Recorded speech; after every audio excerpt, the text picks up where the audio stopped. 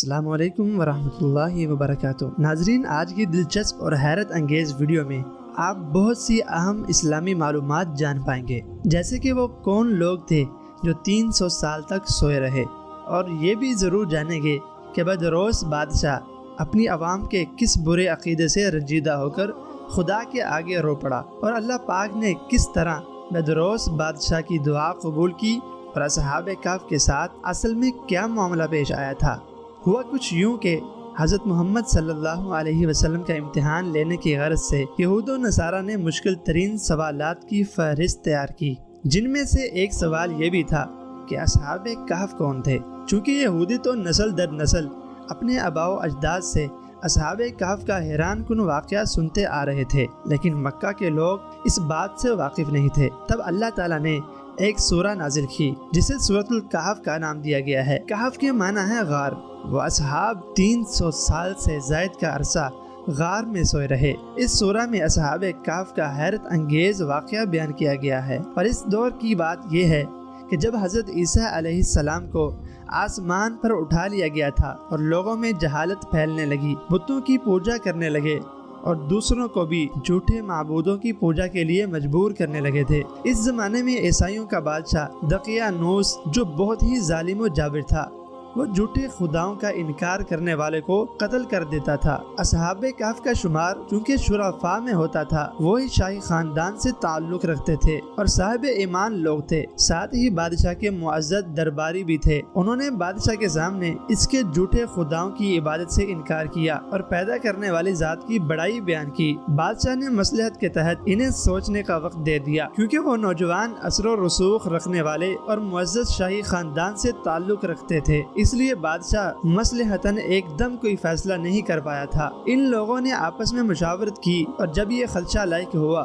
کہ ظالم بادشاہ دقیانوس خدا کے دین کا دشمن بنا بیٹھا ہے اور جھوٹے خداؤں کی پیروی نہ کرنے والوں کو قتل کرنے سے باز نہیں آتا، تب وہ اپنے ایمان کو بچانے کی خاطر دقیانوس کے ظلم و جبر سے پریشان ہو کر ملک کو چھوڑنے کے لیے رضامند ہو گئے، اور انہوں نے باہمی مشاورت سے ایک غار میں پناہ لینے کا فیصلہ کیا۔ یہ 7 لوگ تھے، اور ان کے ساتھ ان کا ایک کتا بھی تھا۔ اصحاب کہف کے نام یملیخا، مکسلمینا، کشفوتت، تبیونس، آدر فتیونس، کثاف فتیونس، یوانس بوس، اور ان کے کتے کا نام قطمیر تھا۔ انہیں اصحاب کہف کہا جاتا ہے چونکہ یہ عرصہ دراز تک غار میں سوئے رہے، اسی نسبت سے ان کا نام اصحاب کہف رکھا گیا۔ جب یہ لوگ غار میں پہنچے تو انہیں کافی تھکاوٹ محسوس ہو رہی تھی، جس کی وجہ سے ان پر نیند طاری ہو گئی۔ بادشاہ دقیانوس نے جب انہیں نہ پایا تو فوراً تلاش کرنے کا حکم دیا۔ کسی ذریعے سے معلوم ہوا کہ وہ فلاں غار میں چھپے بیٹھے ہیں۔ تب بادشاہ نے شدید غصے کا اظہار کرتے ہوئے انہیں اسی پہاڑ نما غار میں زندہ حالت میں ہی بند کرنے کا حکم دے دیا، اور کہا کہ غار کے منہ کے آگے دیوار بنا کر رستہ بند کر دیا جائے تاکہ وہ لوگ وہیں پر مر جائیں، اور ان کے چھپنے کی جگہ ہی ان کے قبر بن جائے۔ جس آدمی کو دیوار بنانے کا حکم دیا گیا وہ بھی انتہائی خدا ترس اور صاحب ایمان آدمی تھا۔ اس نے اصحاب کہف کے نام اور ان کی تعداد اور تمام واقعہ ایک تختی پر لکھا،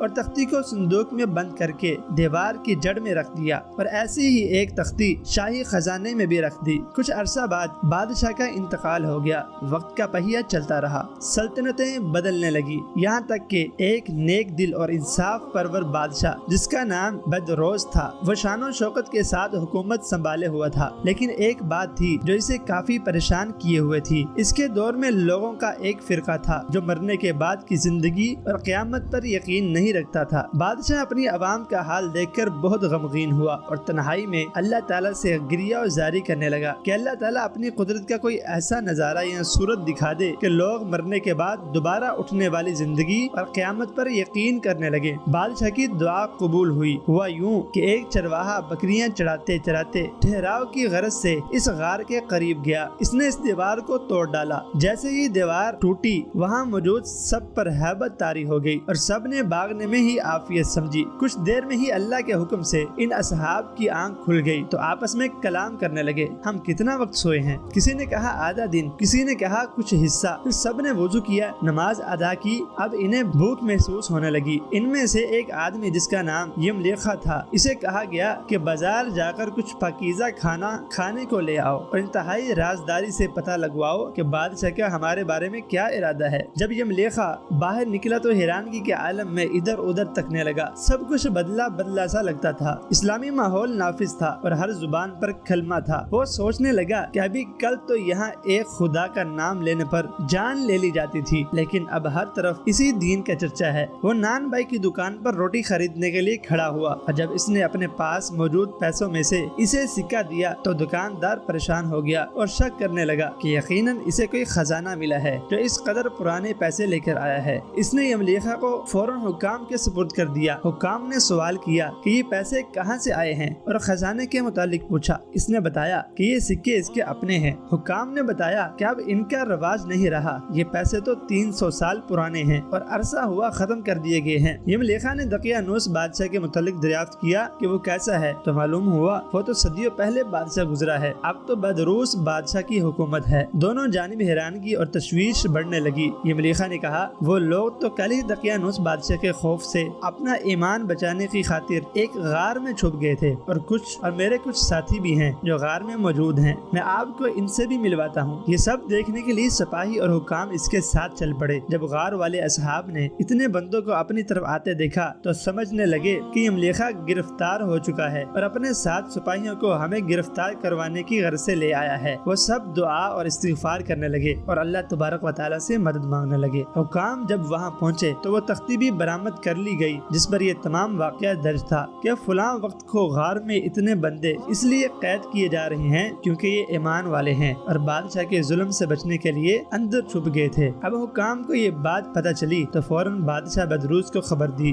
بادشاہ بھی بہت حیران تھا، اپنے ساتھیوں کو لے کر وہاں پہنچا، ان سے ملاقات کی اور تمام واقعہ سنا۔ نرم دل بادشاہ سجدے میں گر گیا اور کہنے لگا اے اللہ تو نے میری دعا قبول کر لی ہے۔ اللہ تعالیٰ نے ایسی نشانی ظاہر کر دی کہ جس سے ہر ایک کو موت کے بعد زندگی کا یقین ہو چکا تھا۔ یہ اللہ پاک کی نشانی تھی کہ 300 سال تک وہ لوگ بہتر حال میں سوئے رہے اور انہیں کوئی آنچ تک نہیں آئی، نہ ان کو بڑھاپا آیا۔ قرآن پاک میں اللہ تبارک و تعالیٰ نے ارشاد فرمایا کہ ہم نے ان کے کانوں پر تھپکی دی اور وہ سو گئے اور ہم ان کی کروٹیں بھی بدلتے رہے۔ ان کا ایک کتا جو غار کے دہانے پر ہے، اس کی اتنی ہیبت ہے اگر کوئی شخص غار کے دہانے پر آ جائے تو اس کتے کی وحشت سے بھاگ جاتا ہے۔ وہ کتا اللہ پاک نے ان اصحاب کہف کی حفاظت کے لیے رکھا تھا اور اس کتے کو بھی ان اصحاب کہف کے ساتھ سلا دیا تھا، لیکن اس حالت میں بھی اس کا دبدبہ اس قدر تھا کوئی بھی شخص اگر وہاں سے گزرتا تو اس کتے کی ہیبت کی وجہ سے غار کے اندر نہ آ سکتا۔ اصحاب کہف کی رودات سننے کے بعد لوگ انہیں دعائیں دینے لگے۔ بادشاہ نے انہیں شہر آنے کی دعوت دی تو انہوں نے کہا ہم آپ کو اللہ کے سپرد کرتے ہیں۔ پھر انہیں دعائیں دی اور سلام کیا اور واپس غار کے اندر چلے گئے اور آرام کرنے لگے۔ اللہ تعالیٰ نے ان کو اسی نیند کے عالم میں موت دے دی۔